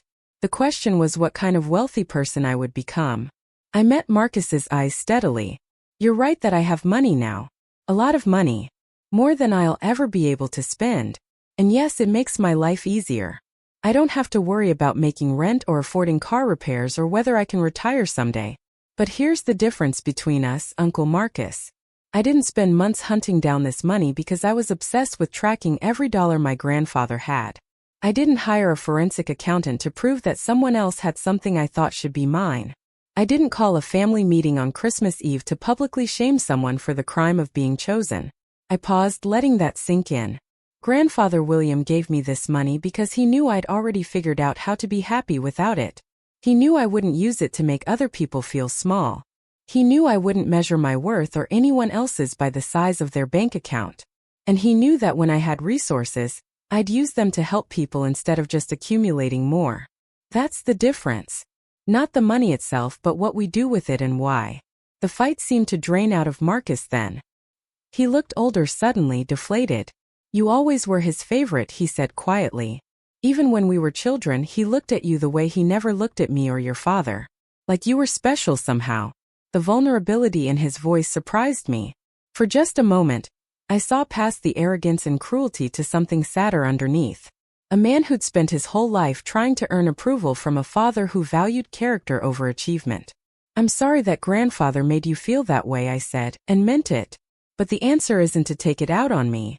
The answer is to look at why he felt that way. At what he valued that you weren't giving him. Marcus's face hardened again. Save your pity. I don't need it. What I need is for you to understand that you're no longer welcome in this family. You've made your choice. Now live with it. I looked around the room one last time. At Brandon and Natalie, still processing this revelation. At Diane, furious and calculating. At Gerald the accountant, looking like he wished he'd never taken this job. At my mother, standing beside me with tears in her eyes but her spine straight. And at Marcus, the architect of this confrontation, who'd thought he was exposing my secret when really he was just revealing his own emptiness. "Okay," I said simply. "If that's what you want, I'll go. But before I do, I want you all to understand something. Grandfather William didn't hide this money to hurt you. He did it to protect something he valued from people who wouldn't appreciate it. He spent 30 years building a fortune separate from Blake Industries, because he knew what the company would become under your leadership. He knew it would turn into exactly what it is now. A monument to ego instead of a vehicle for good." I picked up my purse, my mother's hand still in mine. He gave me this money because he saw that I understood what he'd learned too late. That wealth without purpose is just numbers on a page. That family built on obligation rather than love is just people who share a name. That the only legacy worth leaving is one that makes the world better than you found it. I started walking toward the door, my mother coming with me. Behind us, Marcus called out, "You'll regret this, Victoria. Walking away from this family, from this legacy. You'll end up alone." I turned back one final time. "Uncle Marcus, I've been alone in this family for 15 years. At least now I'm alone with peace of mind and $1 billion to help people who actually need it. The difference is I chose this. You're the one who's going to have to live with pushing away the only person Grandfather William thought worthy of his trust." We walked out together, my mother and me, leaving behind the glittering mansion and the angry voices and the family that had never really felt like family. The night air was cold and clean. Stars were visible despite the security lights flooding the driveway. My mother stopped beside my Honda and started laughing. "What's funny?" I asked. This, she gestured at the car. You have $1 billion and you're still driving this thing. I smiled. It runs fine. Why would I replace it? She laughed harder, almost crying now. Because you can. Because you never have to worry about money again. Because you're free, Tori. We both are. I looked at her. Are you really okay leaving? This has been your home for decades. The tears were flowing now, but she was smiling. This hasn't been my home since your father died. It's been a prison I chose because I was too scared to leave. But watching you stand up to Marcus in there, watching you refuse to apologize for being exactly who you are, that was the bravest thing I've ever seen. If you can do it, so can I. We stood there in the cold December night, two women who just walked away from everything we'd known. Two women who'd chosen freedom over acceptance. Two women who finally understood what my grandfather had been trying to teach us all along. That the only opinion that matters is your own. That wealth is a tool, not a measure of worth. That family is what you build, not what you're born into. Mom, I said slowly, how would you feel about moving to Portland? Starting fresh somewhere far from all of this? Her eyes widened. Really? You'd want that? I squeezed her hand.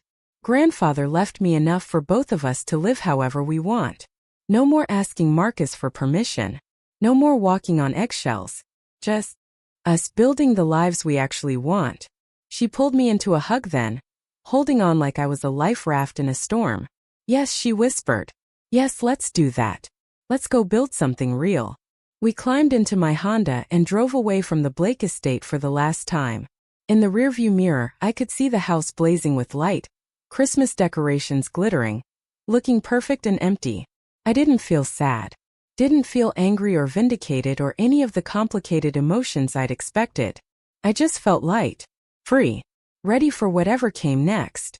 My phone buzzed with a text from Fletcher. I assume by now your family knows. Are you all right? I texted back while my mother drove. We were heading toward a hotel for the night before the long drive to Portland tomorrow. Better than all right. I'm free. His response came quickly. Your grandfather would be so proud. Not because you're wealthy now, but because you understand that wealth doesn't define you. That was always his greatest lesson. One he wished he'd learned earlier himself. I looked over at my mother, humming softly to the radio as we drove through the Connecticut darkness. Looked down at my phone with its message from the banker who'd helped preserve my grandfather's legacy. Thought about my students waiting for spring semester. About the opportunity fund already changing lives. About all the possibilities that stretched ahead now that the pretense was over and the truth was out. This wasn't how I'd imagined this Christmas Eve would go. I'd thought maybe there would be a confrontation, but I'd expected to deflect and deny and maintain the secret. I hadn't expected to claim it so completely. To stand in front of my family and own every bit of my truth without apology or justification. But my grandfather had prepared me for this without my even knowing it. 15 years of building my own life. 15 years of learning that my worth wasn't determined by the Blake family's opinion. 15 years of becoming someone who could handle sudden wealth without losing herself. He'd given me time to become the person who could do what I'd done tonight. Walk away from acceptance in favor of authenticity. Choose freedom over belonging. Stand alone if that's what integrity required. And in doing so, I discovered I wasn't alone at all. My mother sat beside me, also choosing freedom for the first time in decades. Fletcher stood ready to help me use my grandfather's fortune for good. My students waited, unknowingly benefiting from a billionaire's belief in the power of education to change lives. And somewhere, in whatever comes after this life, I like to think my grandfather was smiling. Not because I'd won some battle against Marcus. Not because I'd gotten the last word in a family drama. But because I'd finally completely understood what he'd spent 15 years teaching me. That the only wealth that matters is the kind that makes you free. Not free to buy anything you want, though that was nice. But free to be exactly who you are without apology. Free to build the life that makes sense to you. Free to help others without needing recognition. Free to walk away from situations that diminish you. Free to choose authenticity over acceptance every single time. We checked into a hotel near the airport. Tomorrow we drive to Portland and start planning my mother's new life. But tonight, on Christmas Eve, we ordered room service and watched old movies and talked about everything we'd been afraid to say for years. She told me about the early days with my father, Before the Blake family had gotten their hooks in. About her art career, the galleries and shows, and the joy of creating something beautiful. About how grief and fear had slowly eroded her sense of self until she'd forgotten she was ever anything but Robert Blake's widow. I told her about my students, about the satisfaction of helping someone understand a difficult concept, about my tiny apartment and my simple life, and how happy I'd been even when I thought I had nothing, about my plans for the Opportunity Fund, the lives we could change, the difference we could make.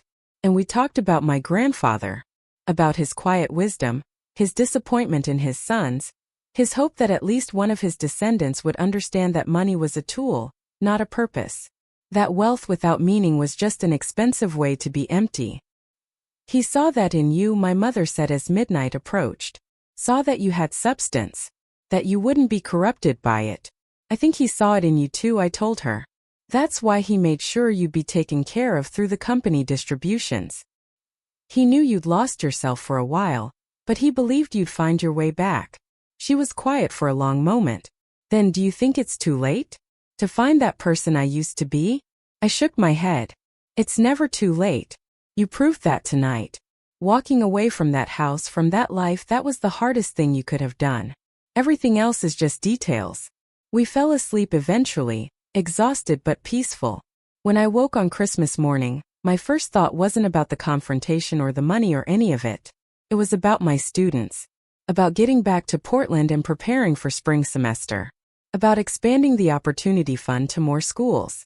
About using my grandfather's gift to build something that mattered. My phone had dozens of messages. Angry texts from Marcus and Diane. Confused messages from Brandon. A long email from Gerald the accountant apologizing for his role in the whole thing. And one text from an unknown number. I opened it cautiously. This is Mr. Fletcher. Merry Christmas, Miss Blake. Your grandfather included one final instruction in his papers. If his private fortune was ever discovered by the family, I was to give you this message. He knew this day would come eventually. Below that was a scanned image of a handwritten note. My grandfather's distinctive script. Dearest Tori, if you're reading this, then Marcus finally found what he was looking for. I'm sure he thought he was exposing your secret, taking you down a peg, putting you in your place. I'm sure he made quite a scene. I hope you handled it with grace. More importantly, I hope you handled it with truth. The note continued. Money is strange, Tori. It reveals who people really are. Some become generous. Some become cruel. Some become paranoid, obsessed with tracking every dollar, convinced that someone somewhere is getting more than their fair share. I watched my sons become that. Watched them turn my company into a machine for generating wealth without purpose. It broke my heart. But you, my darling girl, you understood from the beginning that money was just money. That it could make life easier but it couldn't make life meaningful. That the only wealth worth having was the kind that set you free to be exactly who you were meant to be. I'm proud of you. Not because you're rich now, though I'm glad my fortune went to someone who'll use it well. But because you built a good life when you thought you had nothing. Because you chose purpose over profit. Because you never let them make you small even when they tried so very hard. Whatever happened with the family, know that you made the right choice. The Marcus Blakes of the world will never understand that some things matter more than money. Don't waste your time trying to convince them. Just live well, love deeply, and use what I've given you to build something beautiful. All my love, always, Grandfather William. I read it 3 times, tears streaming down my face. Then I showed it to my mother. She cried too, clutching the phone like it was a lifeline to the past. He really did see us, she whispered. Both of us. Saw who we were under all the fear and grief and pretense. I nodded. And he gave us both a second chance. Mine came in money. Yours came in watching me use it. Now we both get to start over. We spent Christmas Day driving to Portland. Stopped for lunch at a diner in Massachusetts where the waitress called us honey, and the coffee was terrible, and everything felt wonderfully normal. Arrived at my apartment as the sun was setting, my mother looking around at my tiny space with new eyes. This is where you've been living, she said, not quite a question. This is where I've been happy, I corrected. And we can stay here as long as you want, or we can find somewhere new for both of us. Whatever feels right. She smiled, that real smile I remembered from childhood. Let's start here. Let me remember what it's like to live small before we decide if we want to live big. The next few weeks were a blur of activity. My mother found an apartment in my building. Started painting again, hesitantly at first, then with growing confidence. We had dinner together most nights, sometimes cooking, sometimes ordering in, always talking about everything we'd never said when we were both playing roles in the Blake family drama. I taught my spring classes, expanding the Opportunity Fund to 3 more community colleges in Oregon. Worked with Fletcher and Claire to develop a national network of emergency grants. Started a mentorship program connecting successful professionals with first-generation college students. The money made all of it possible. But the money wasn't the point. The point was building something that mattered. Creating opportunities for people who needed them. Proving that wealth could be a tool for good instead of a weapon for control. In February, Brandon called. I almost didn't answer, but curiosity got the better of me. Tori, his voice was subdued. I wanted to apologize for Christmas Eve. For all of it, really. Uncle Marcus was out of line. I was out of line. We all were. I waited. Apologies were easy. The question was what came after. I've been thinking a lot about what you said, he continued. About grandfather and why he chose you. About what the company has become. And I think you were right. We turned it into exactly what he didn't want it to be. A machine for making money without any real purpose behind it. I still didn't say anything. I also wanted you to know that I've left Blake Industries. Started my own thing, focusing on sustainable development. It's not going to make me as rich as the family business would have, but it feels better. Feels like something grandfather might have approved of. That's good, Brandon, I said finally. I'm glad you're finding your own path. There was a pause. Then are we okay? You and me? Can we maybe try to be family again in some small way? I thought about it. About grudges and forgiveness and the complicated weight of shared history. I think we can try, I said slowly. But it has to be real, Brandon. Not you checking in because you feel guilty or because you think you're supposed to. Only if you actually want a relationship based on honesty. I do, he said. I really do. So we started there. Careful phone calls every few weeks. Coffee when he was in the Portland area for work. Slow rebuilding of something that had never really existed before but might now. Marcus and Diane I didn't hear from. They'd made their choice and I'd made mine. Maybe someday there would be reconciliation, but I didn't need it. Didn't spend energy hoping for it. Some relationships aren't worth saving, and that's okay. In April, the foundation hosted its first national conference. 200 community college students receiving emergency grants, all gathering in Portland for a weekend of workshops and networking and celebration. I stood in the back of the conference hall, watching them connect with each other, share their stories, realize they weren't alone in their struggles. Fletcher had flown in for the event. He stood beside me, quiet as always. Your grandfather would have loved this, he said. Seeing his fortune used to lift people up instead of just accumulating in accounts. I smiled. I hope so. I hope he knows somehow that it mattered. That the long game he played, the 15 years of making me wait, all of it mattered. Fletcher glanced at me. You know, I've worked with wealthy families for 40 years. I've seen every possible way that money can corrupt, diminish, and destroy people. Your grandfather was one of the few who understood that wealth was a responsibility, not just an asset. And you, Miss Blake, you're carrying on that legacy beautifully. The words meant more than I could express. That night, the foundation hosted a dinner for the students. Just pizza and conversation in a casual setting, nothing fancy. But the room was full of laughter and hope, and the kind of authentic joy that money can't buy but it can make space for. One student, a woman in her 40s getting her nursing degree, pulled me aside. I just wanted to thank you, she said. The grant I received meant I didn't have to choose between my rent and my textbooks this semester. It meant my kids got to stay in their school. It meant I got to keep working toward my degree. You changed my life. I felt tears prick my eyes.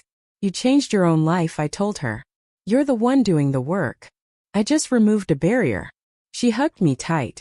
Sometimes removing barriers is everything. After everyone left, I walked back to my apartment alone. The Portland night was clear and cold. I could see stars through the city light, faint but present. My phone buzzed. A text from my mother. Sold a painting today. First one in 15 years. They want me to have a show next month. Can you believe it? I smiled and texted back. I absolutely can. Proud of you, Mom. At my apartment, I made tea and sat by the window, looked out at the city I'd chosen, at the life I'd built, at the future stretching ahead full of possibility. My grandfather's $1 billion sat in accounts around the world, working quietly to create opportunities and change lives. The Blake family name was on none of it. Just the work, growing and spreading and making a difference. I thought about that anniversary dinner 6 months ago. About Marcus standing up and telling everyone I was the poorest person in the room. About my phone buzzing with Fletcher's call and the news that would change everything. About the choice I'd made to stay silent, to finish my meal, to let them think whatever they wanted. And about the choice I'd made on Christmas Eve to finally tell the truth, to stand in my power, to walk away from people who would never see my worth.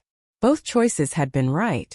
Staying silent had given me time to adjust, to plan, to become sure of who I was with this wealth. Speaking the truth had freed me from the weight of other people's opinions. And now, 6 months later, I was exactly where I was supposed to be. Teaching students who needed me.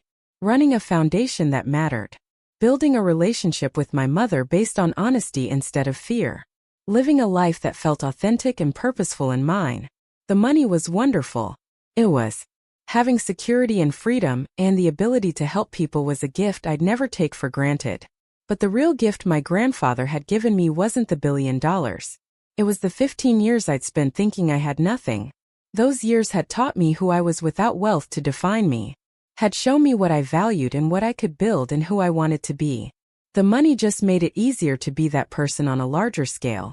I raised my teacup to the window, to the stars, to wherever my grandfather was. Thank you, I whispered. For the money, yes. But mostly for the time.